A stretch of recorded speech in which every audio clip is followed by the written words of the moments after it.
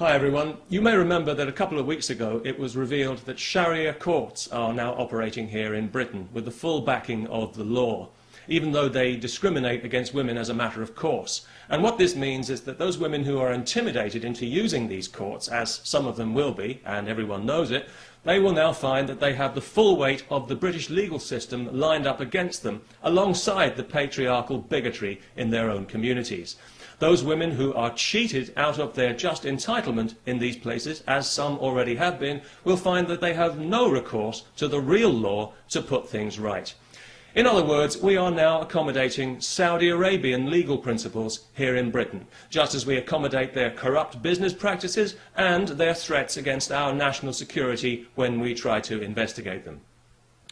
If you live in Britain and if you think these courts are a bad idea, please sign the petition to which I've linked, asking that they be abolished and that this poison be removed from our society and that we revert to the rule of civilised law with equal rights for all, if that's not too much trouble. You know, over the last 11 years of this Labour government that we've had in Britain, the British people have seen their society subjected to social engineering on a massive scale by a misguided and arrogant liberal elite who, in their eagerness to fragment the fabric of our society, have actually succeeded in giving civilised values a bad name. Tolerance and diversity are good things on paper. I'm sure we'd all vote for tolerance and diversity, but in practice they've become a nightmare of doublethink and lies, where the most unreasonable people in society are encouraged at every turn to be even more unreasonable. A case in point, just this week, some idiot from Saudi Arabia is being allowed to sue a supermarket because he was required to handle alcohol as part of his job, despite being told this when he took the job, and despite the fact that thousands of Muslims in Britain handle alcohol every day when they sell it in their corner shops to people like me. I do find it quite ironic that Islam forbids intoxication when you consider how many Muslims are seemingly so intoxicated by their religion, especially in Saudi Arabia. So it was no surprise to me to hear that this idiot was from Saudi Arabia, because I think we all know that that entire country is mentally ill. The Saudis would have us believe that theirs is the purest form of Islam. Well, I don't know about that, but it's certainly the nuttiest form. It's barking mad, if you'll pardon the canine metaphor, and it's pig ignorant, even if you won't.